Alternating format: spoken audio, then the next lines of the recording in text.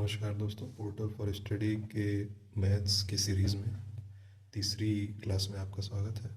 और इस हमने पिछले वीडियो में विभाजकता के नियम को पढ़ा था। तो इस वीडियो में हम विभाजकता के नियम के कुछ सवाल करेंगे।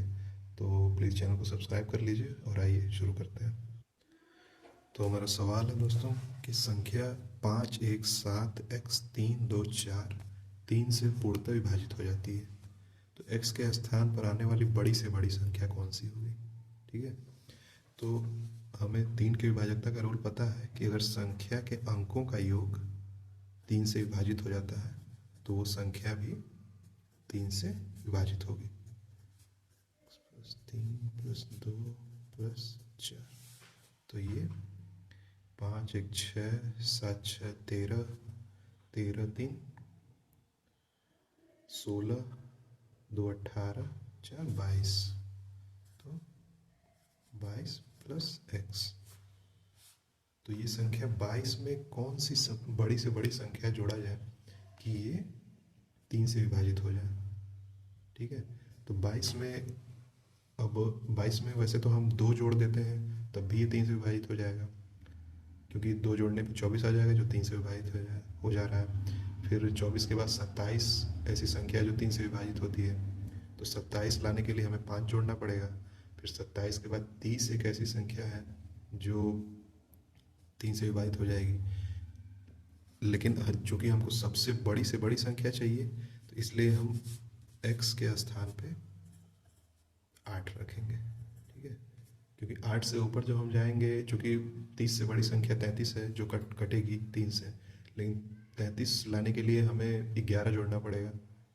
और चूँकि यहाँ पे x एक ही इकलौती संख्या है तो हम यहाँ पे 8 जोड़ेंगे। तो 8 जोड़ने पे ये हो जाएगा 30 और 3 से कट जाएगा 10 बार में, तो इसका आंसर x = 8।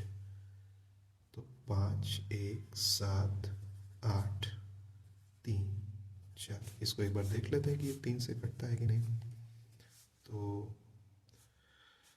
3 × 3 2 1 3 7 21, ये भी कट गया।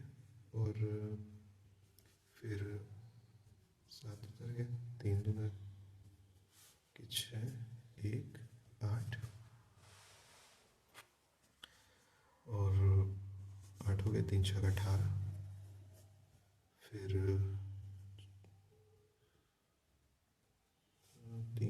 2 भूल गया, 3 2 4 32, तो 9 3 27 9 10 बार चला जाएगा ना, 10 या 30। और फिर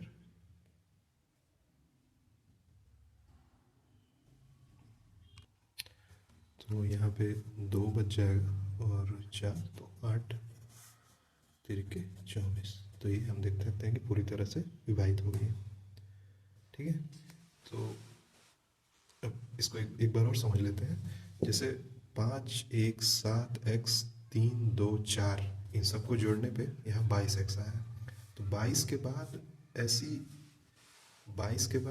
ऐसी 3 संख्याएं हैं जो एक अंक की संख्या जोड़ने पे 22 के बाद, अब 22 के बाद 24 27 और 30 ये संख्याएं आती हैं। जैसे 2 और 5 और 8 + 2 + 5 और +8 जोड़ने पे 24 27 और 30 आएगा। इसके बाद अगर हम संख्या जोड़ेंगे तो वो 10 से बड़ी हो जाएगी। तो 10 से बड़ी हमको सिर्फ एक अंक की संख्या चाहिए, तो 8 तक ही हम जा सकते हैं। तो x के स्थान पे 8 होगा, बड़ी से बड़ी संख्या। ठीक है, आइए अगला क्वेश्चन देखते हैं। आइए अब इस संख्या को देखते हैं, इस अगले प्रश्न को देखते हैं कि x का वह सबसे छोटा मान क्या होगा जिससे 76 54 x2 8 से पूर्णतः विभाजित हो जाएगा। मतलब 76 54 x2 में x के स्थान पे कौन सी संख्या रखें जिससे वो 8 से पूरी तरह विभाजित हो जाए। तो 8 का विभाजकता का नियम यह कहता है कि संख्या 6 4 5 7 6 5 4 x2 में आखिरी के 3 अंकों में जो कि 4x 2 है, इसमें 8 से भाग देंगे। यदि इसमें 8 से भाग चला जाता है तो इस पूरी संख्या में भी 8 से भाग चला जाएगा। ठीक है, तो अब यहाँ पे संख्या रख के देखते हैं। तो पहले 1 रखते हैं, तो 1 रखने पे ये 412 होगा, जो कि मुझे नहीं लग रहा है कि 8 से कटेगा। 8 पचे 40 और ये 12, 8 से नहीं कट रहा है। 2 रख के देखते हैं,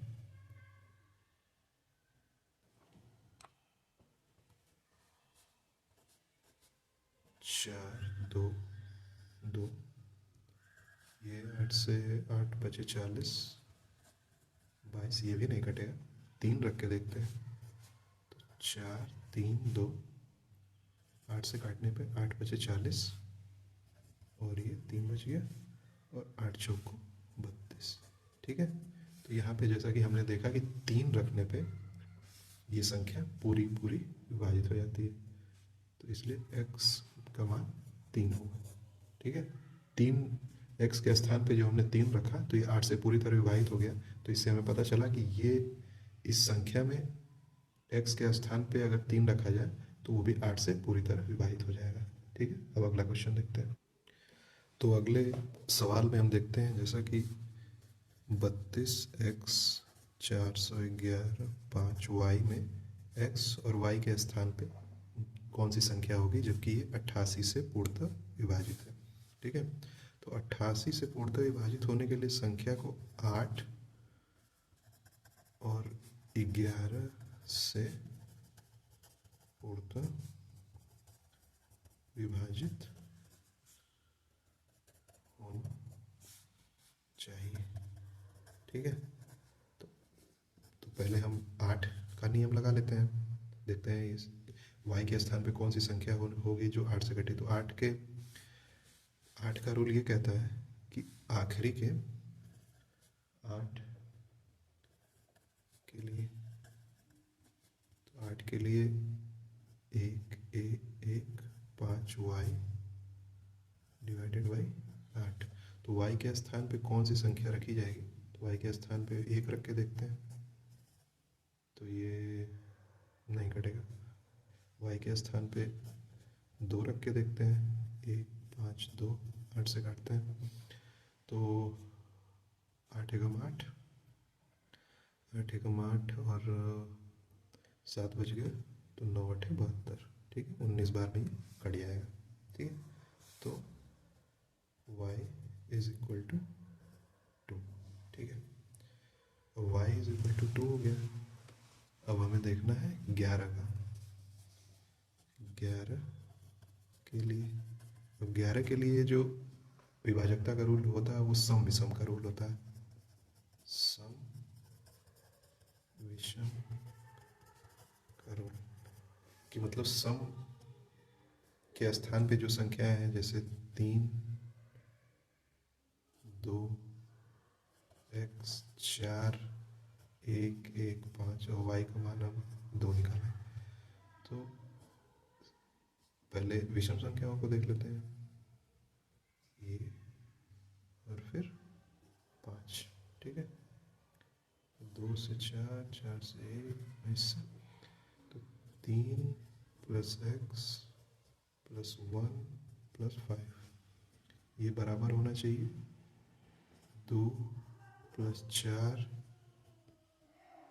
2 4 1 और 2, तो ये हो जाएगा 4 2 6 1 7 2 9। ठीक है, 3 1 4 5 4 2 6 3 9 4 5 1 6 3 9, तो 9 प्लस x। ठीक है, तो 9। अब इसका रूल ये कहता है, 11 का रूल, एक और नियम है 11 में कि इसमें से कौन सी संख्या घटा दी जाए कि ये, तो जैसा कि हम देख रहे हैं तो इसमें पक्षांतर जब हम करेंगे तो 9 plus x minus 9 is equal to 0 हो जाएगा। इसको इसी पेज में एडजस्ट कर लेते हैं। ठीक है, तो यहाँ पे अगर 0 हो गया तो ये 9 से ये 9 कट जाएगा, तो x इज इक्वल टू 0।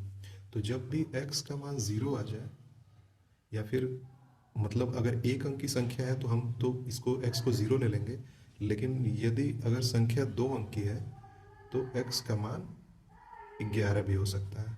ठीक है, तो यहाँ पे चूंकि x जो है वो एक अंक की संख्या है तो यहाँ पे हम 0 लेंगे, तो x का मान 0 और y का मान 2, जैसा कि हमने यहाँ पे निकाला था। ठीक है, ये सवाल।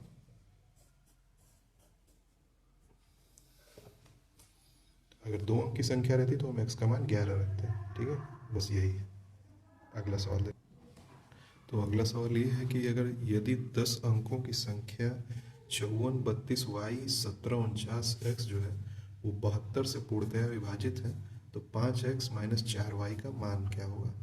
ठीक है, तो पहले x और y का मान निकाल लेते हैं।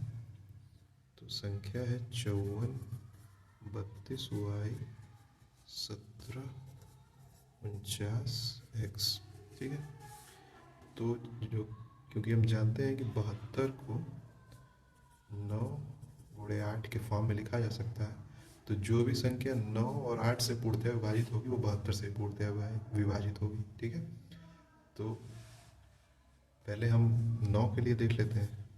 ठीक है, नहीं पहले 8 के लिए देख लेते हैं। ठीक है, क्योंकि 8 अंत में है तो ये ज़्यादा इजी रहेगा। तो 8 के लिए, तो 8 का रूल ये कहता है कि आखिरी के जो 4, 9x डिवाइडेड बाई 8, आखिरी के 3 अंक यदि 8 से डिवाइड होंगे तो पूरी संख्या भी 8 से डिवाइड होगी। ठीक है, तो अब x के स्थान पे क्या रखा जाए कि ये 8 से डिवाइड हो जाए, तो देखते हैं। तो एक रखेंगे तो 8 छः 48, एक बचेगा, एक रखेंगे तो नहीं हो पाएगा। 2 रखने पे तो 8 छः 48, 2 रखने पे भी नहीं होगा, 3 रखने पे भी नहीं होगा, 48 आ जा रहा है। तो इसका मतलब हमें यहाँ पे एक शेष बच रहा है, तो यहाँ पे एक ऐसी संख्या लेनी पड़ेगी, जैसे एक शेष बच रहा है तो हमें ऐसी संख्या लेनी पड़ेगी जिसे रखने पे ये 8 से पूर्णतः विभाजित हो जाए। ठीक है, तो अगली संख्या होगी 6, क्योंकि 8 दूना 16 हो जाता है। तो यहाँ पे 4, 9, 6 रखेंगे तो 8 से पूर्णतः विभाजित होगा ये। तो 8 छः 48 और एक बचा 8 दूना 16। ठीक है, आप इसको इस तरह से अगर भाग देंगे तो आपको ज़्यादा बेहतर समझ में आएगा। जैसे 4, 9x है और 8 से भाग देंगे तो 8 छः 48 और एक बच गया। अब एक के आगे कौन सी ऐसी संख्या लगाएं, एक लगाएंगे तो 8 से कटेगा नहीं, 2 लगाएंगे तो कटेगा नहीं, 3 लगाएंगे तो भी नहीं कटेगा, 4 लगाएंगे तो भी नहीं कटेगा, 15 भी नहीं कटेगा, लेकिन 16 जो है वो 2 बार में कट जाएगा। तो संख्या है 6, इसलिए x बराबर 6 आ गया। ठीक है, अब हम देख लेते हैं 9 के लिए।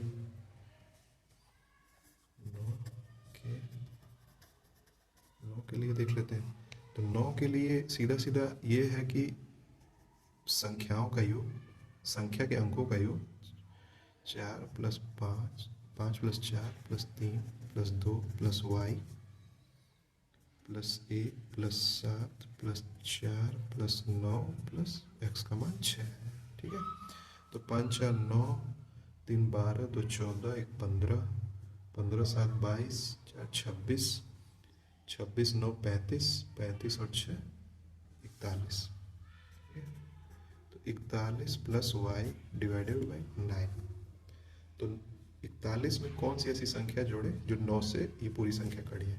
तो हम पता है कि 45 41 से कटेगा तो 41 + 4 9, 45 बटा 9, ये 5 बार में 9 5 45 कट जाएगा। तो y का मान हमें यहाँ से मिल गया 4। ठीक है, तो पूछा है हमसे क्वेश्चन में कि 5x माइनस 4y का मान क्या होगा। तो 5x का मान है 6 माइनस 4, y का मान है 4, तो इसका आंसर 6 बचे 30 माइनस 16, आंसर हो जाएगा 14। ठीक है, आई होप कि समझ में आया हो। अगला सवाल देखते हैं। इस प्रश्न में हमें वह छोटी से छोटी संख्या ढूंढनी है जो 15, 12 और 20 से पूर्णतया विभाजित हो जाए। तो सीधे सीधे हमें इस संख्या में देख के पता चल रहा है कि हमें 12, 15 और 20 का एलसीएम लेना है। ठीक है, तो एलसीएम निकालने के लिए हम 2 से भाग देते हैं। 6, 15, 10, फिर 2 से 3, 15, 5, फिर 3 से 1, 5, 5, फिर 5 से 1, 1, 1। ठीक है, तो इसका गुणनखंड हो जाएगा 2 गुणे 2 गुणे 3 गुणे 5। एलसीएम आ जाएगा 3 5 15, 2 30, 2 60। तो 60 वह छोटी से छोटी संख्या है जो 12, 15, 20 से विभाजित होगी। ठीक है, ये इजी क्वेश्चन था। तो अगला क्वेश्चन देखते हैं। इस क्वेश्चन में हमें पूछा 36, 78 वाई, 9, 32 वाई। ये संख्या जो है ये 9 से पूर्णतया विभाज्य है। ठीक है, तो वाई स्क्वायर का मान बताना है। अब 9 से पूर्णतया विभाज्य है तो 9 की विभाजकता का रूल ये कहता है कि 36 3 + 6 + 7 + 8 + y + 9 + 3 + 2 + y, ये जो भी आएगा ये पूरी संख्या 9 से विभाजित होनी चाहिए। ठीक है, तो 6 3 9, 7 16, 16 8 24, 24 और 9 24,